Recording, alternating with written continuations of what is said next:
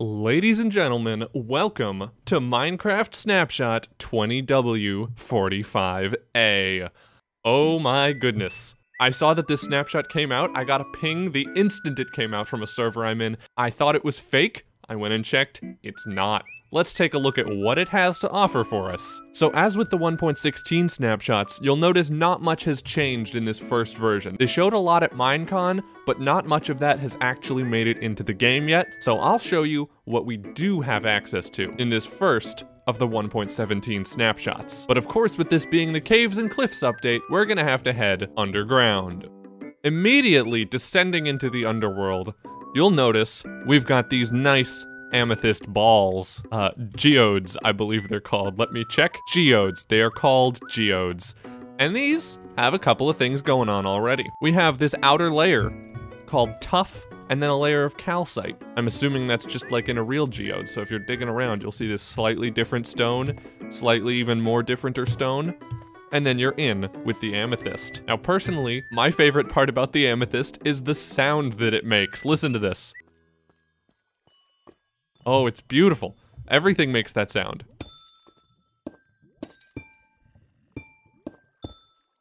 It's so cool. These crystals make the sound too. Inside here, we've got these amethyst crystals growing. Now, we won't stay too long on these. They're crystals. They grow. How do they grow? Amethyst comes in block form inside the geodes in two ways: block of amethyst and budding amethyst. All types of amethyst, clusters included, create beautiful sounds when you walk on them, break them, place them, or hit them with a projectile. Amethyst clusters grow from budding amethyst, which can be found inside geodes. Clusters have 4 growth stages: small amethyst bud, medium amethyst bud, large amethyst bud, and amethyst cluster. Small, medium, large, cluster. And they give off different light levels too. Clusters can only grow when they're placed on budding amethyst blocks. Full-grown amethyst clusters drop 4 amethyst shards, or more with fortune, when an iron pickaxe or higher is used, and drop nothing otherwise when broken. Clusters can be silk-touched at any stage. Ooh. Okay, for our next feature, we're gonna need to continue underground. Let's look for it. There it is! Copper. Nice, it's even got a little bit of green in the texture. That's cool. So copper ore, obviously, you mine it, you smelt it, you get a copper ingot, and there's all our blocks. Let's get a closer look. Yes, sirree.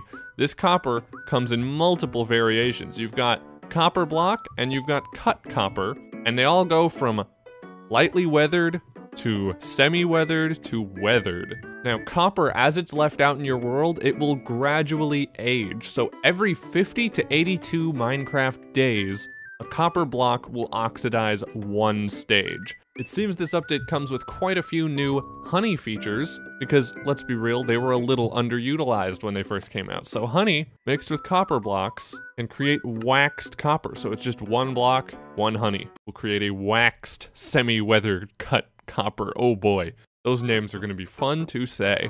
And then this waxed copper block looks exactly like its unwaxed version, but it will not age. So if you want to use a certain kind, you can build with that. That is a very nice way of doing that, I would say. Good on you, Mojang. You done good with this one. There are also slab and stair variations of every kind of copper. So the whole bottom of your creative inventory is now filled to the brim with waxed, weathered, semi-weathered, cut copper slabs. Lightning rods are also added to the game. They can be crafted like this with 3 copper ingots on top of each other. Lightning rods will attract lightning from an area of 16 by 4 blocks around them. They also give off a redstone signal when struck by lightning, so there you can see, it works. Next up is something I think is very cool: candles. Ooh hoo hoo. String and honeycomb will get yourself a candle. Let's make one. Here we go. Ah yes, 1 candle and 1 dye will make you a dyed candle. So here is a pink candle. When a candle is first placed, it will not be lit. You can light it with a flint and steel. Pretty standard. These can be placed in stacks of up to 4, just like sea pickles, and for each additional candle, the light level will increase by 1. So you can see, up here, light level is 3, 6, 9, 12. So that's dimmer than torches, but still pretty bright. I really like that. This is our selection of candles. You've got them in every single color of dye. Here's our undyed candle. All right, here they all are. Let's light them up.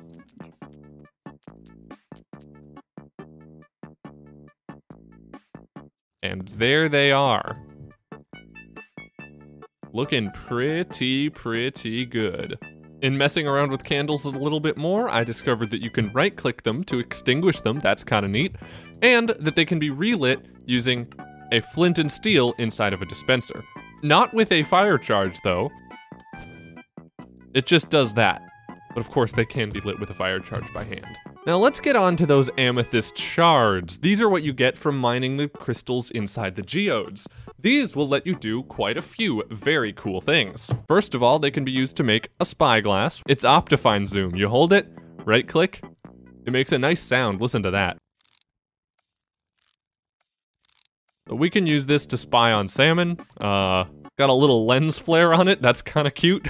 Even though I'm not looking at a light source, you know, whatever, it's just permanently there. The other thing that you can make with amethyst shards is something that I've been wanting for 1 billion years. Look at this. You can make tinted glass. What? How is that different from stained glass? Well, in a pretty big way. The 1 glass and 4 amethyst shards will give you 2 tinted glass. Interesting trade there. And tinted glass is glass that does not let light through. So you can see there is dirt underneath our tinted glass. And if we go just barely underground, we are in the darkness under just 1 layer of tinted glass. It's got a bit of a purple color to it actually now that we're here in the light. You can't really tell in your inventory. This has big implications for things like mob farms, I think. This will be a really nice way to be able to look inwards at mob farms and see how they're functioning without having to make a dark or spawn-proof area outside of them. Modded Minecraft has had this for years, and it's a very basic quality of life thing that I am thrilled to have in the game. And that's not all we get in this update. No, there's a little bit more. Behold, minecarts and the water. We can go for a ride underwater. Whee! You can just build your minecart tracks underwater. This is amazing. We've been needing this for years and years, and we finally have it. It's finally here. Oh, thank you, Mojang.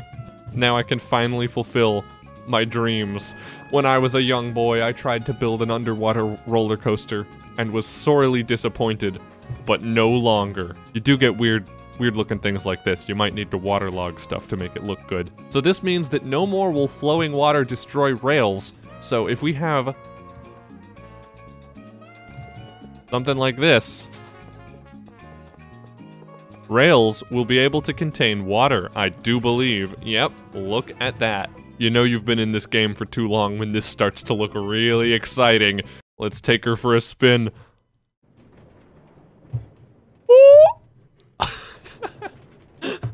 Oh, that's fantastic.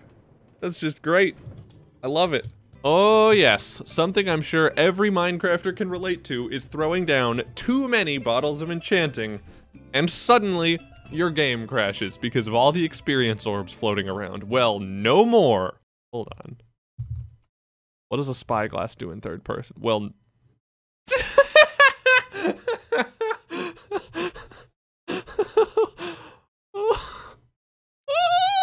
well, no more, because now experience orbs will stack somewhat like items do. So I haven't seen this yet. Let's just throw down a ton. 1, 2. Let's throw down 1 billion. Are we gonna have reduced lag? Reduced lag? It's looking like there's not a ton more spawning in. It looks like they might just be increasing the ones that are there. Look at that. That's not crashing my game at all. Let's hop into survival mode and pick these up. Oh, that's quite nice.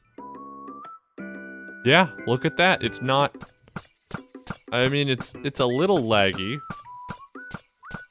In theory, we should be getting like 4 entities each time, but you can see up here the entity count is reducing. And the technical changes are actually pretty small. At least to a normal technical player's side. Entities are now saved separately from terrain chunks. This is kind of a big deal, but it doesn't affect me, because, I don't know, I don't make MC Edit or anything. They also added a loot table function for setting banner patterns, so I guess you can have banners with patterns in them in your loot tables now, so that's cool. Pack format in version.json has been split into data and resource versions. That's a nice quality of life thing. And now, servers can require a custom resource pack to be accepted for you to be allowed to play on them. So a server can enforce them by setting require resource pack in server.properties. So if players decline to accept the resource pack, they'll be disconnected from the server. Here's the details: entity storage has been moved. Loot tables now have a new thing with these parameters. They also fixed a whole bunch of bugs. Let's take a look at these. Replace item makes an obnoxious sound which isn't heard by the player whose items are being replaced. Oh, that one was so annoying. If you ever had a game where you were constantly replacing items in someone's inventory, it would make the loudest whirring sound. This is amazing. Furnace and hopper lag because of experience buildup has been fixed. That's cool. Drowned navigation causes memory leak and performance degradation. Does that mean they fixed the 1.13 lag? I sure hope so. Another cool feature they added uses these two items. Lava, cauldron. Lava, cauldron. Lava, cauldron. Lava cauldron. One of the changes is to shulkers, and it says that if a shulker is hit by another shulker's bullet, it has a chance of spawning another shulker. Could this be used for farms? Probably. I'm gonna see if I can get it to happen. Oh, it works! Oh my god. I tested this 3 times before and I couldn't get it to spawn, but look, we got a third shulker. Shulker farms are possible now, lads. One more thing I nearly forgot to mention is bundles. This is a big deal. Bundles can store up to 1 stack of any selection of items inside. So that means that you could store 64 polished granite in there. You could store 32 crimson planks and 32 warped planks. You could store 8 ender pearls, and that fills up half of it. You could also store 1 boat. Nice. The crafting recipe is rabbit hides and string. I did not know that. Finally, a use for rabbit hides in the game. With 1, 2, 3, 4, 5, 6 rabbit hides and 2 string, you can be the proud owner of a bundle all yourself. So how do we put items into the bundles? It's pretty easy, you just right click. So, crimson stem, right click, it goes into the bundle. You can also right click over things. Oh, don't right click in your creative inventory or it goes away. And we're gonna nab this up. Ooh. Oh, that is majestic. Look at that. Just filled it up with random garbage. If you right click on the ground with a bundle, it opens it up and explodes it out everywhere.